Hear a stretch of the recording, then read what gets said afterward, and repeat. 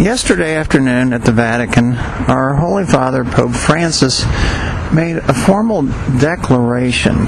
He proclaimed an upcoming Holy Year, a year of mercy. It's to begin this coming December 8th on the Feast of the Immaculate Conception, and it will run till the following year on the Feast of Christ the King. And so as we prepare to enter this Holy Year of Mercy, we can meditate on the mercy God has shown us, and we can certainly show mercy to others. But it's also an opportunity to study the lives of the saints who were the messengers of God's mercy. And today, on this first Sunday after Easter, the first saint that comes to mind is the Polish Saint Faustina Kowalska. She was born in 1905, 110 years ago, and she only lived to the age of 33.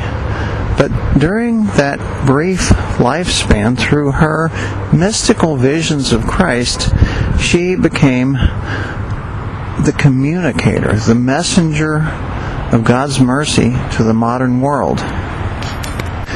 Once again, she was born in 1905 in a little village in Poland, and she was given the baptismal name of Helena. And she was part of a large family. She was one of 10 children, and her family was known for being very devout, very prayerful.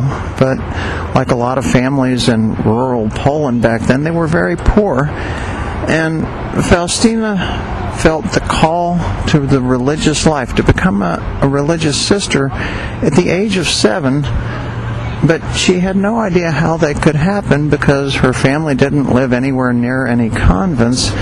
And also, to join a religious order back then, you needed to pay a dowry to keep the person who entered the order and to pay for their expenses.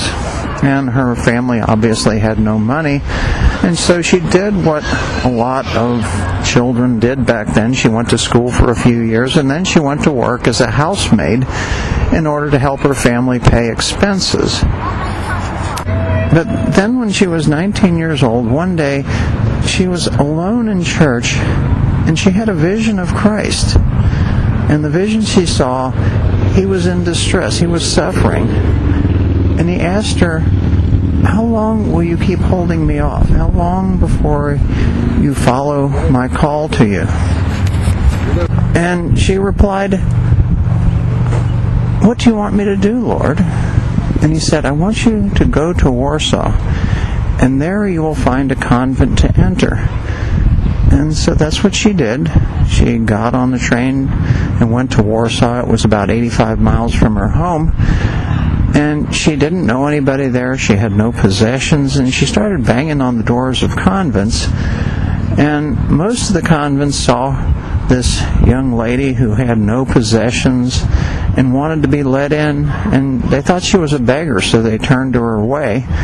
But finally she came to a convent of the Sisters of Our Lady of Mercy, and they actually let her in, and she spoke to the Mother Superior.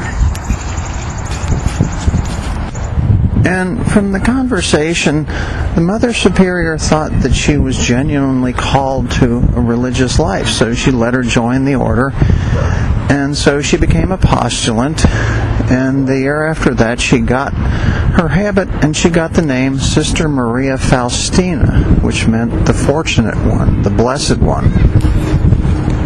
And so for the 5 years after that, she was a novice, and she was in various places, and she mostly did menial work. She worked in the kitchen and in the garden, and it must have occurred to her, what does Christ really want me to do? Why did he call me into the religious life other than to do this? But then, one night, in February of 1931, she was in a convent in a city called Plock, and she saw a vision of Christ, and it was a very peculiar vision. He was dressed in a white robe, and he held his right hand up in the air, and his left hand pointed to his heart. And she saw coming from his heart, there were two rays. There was a pale ray and a red ray, just like the blood and the water that had flowed from his side on the cross. And she later found out that the pale ray stood for the water of grace, and the red, the color of blood, was the life of the soul. And Christ spoke to her, and he said, I want you to be my messenger of mercy to the whole world. I want you to be my secretary of mercy. And he told her he wanted her to do two things. He wanted her to promote and to bring about an annual celebration of God's mercy. And secondly, he wanted her to paint a picture of him as she saw him with the rays coming forth. And he told her, put on that picture the words, Jesus, I trust in you. And he assured her that whoever venerated that image would be saved. They would not perish. And then he was gone. And so after the vision, she thought about it, and she was confident that somehow Christ would allow this to come to pass, but she really had no idea how. And 2 years later, she was in Vilnius in Lithuania, and she was going to confession, and a priest entered the confessional, and it was somebody that she'd never seen before, and his name was Father Michel Sapashko. And something told her that she should confide everything she had seen, those visions she had seen, to this priest. And so she went to confession, and she confessed her sins. And then she told the story of her visions to Father Sapachko.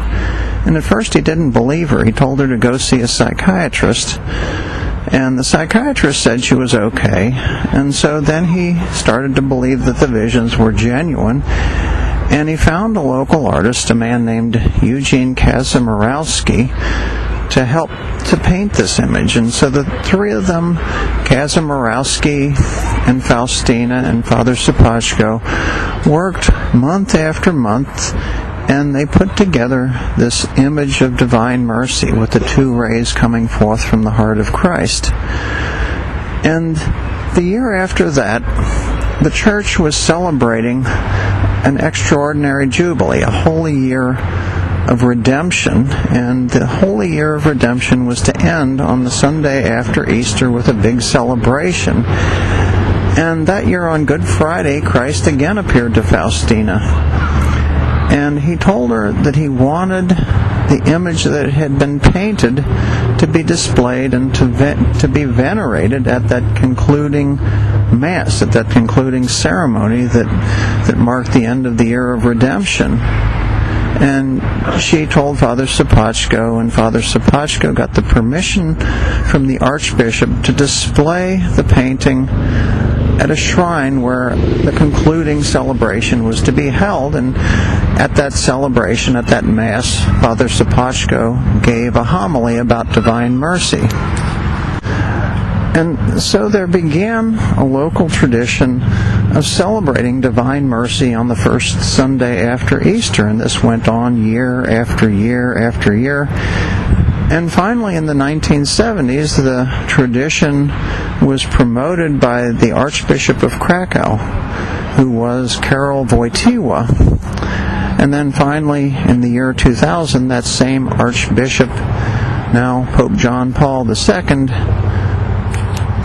proclaimed the celebration of Divine Mercy Sunday, the Sunday after Easter, to the Universal Church. And so through those mystical visions that came to Faustina, the visions from Christ, we today celebrate the feast, the Sunday of Divine Mercy. And we also have, through those visions, all of the devotions to Divine Mercy. We have the novena that leads up to this day. We have the chaplet that's prayed with the rosary. And we have the hour of mercy, the 3 p.m. hour when Christ died, where we can pause in whatever we're doing just to think for a moment about the mercy of God who sent us His Son to die upon the cross for us. But first of all, we have the image of mercy, the image that first came to Faustina and was rendered into a painting, and paintings now are reproduced and circulated all over the world. But the image that Christ is most interested in, that he told Faustina, is the image that each of us paints in our minds and our hearts, that we can take with us wherever we go. And so, as we go forward towards this Holy Year of Mercy, we can pause from time to time to meditate on that image of mercy and to venerate it. And we can do so in the hope that through our veneration, God will indeed have mercy on us and on the whole world.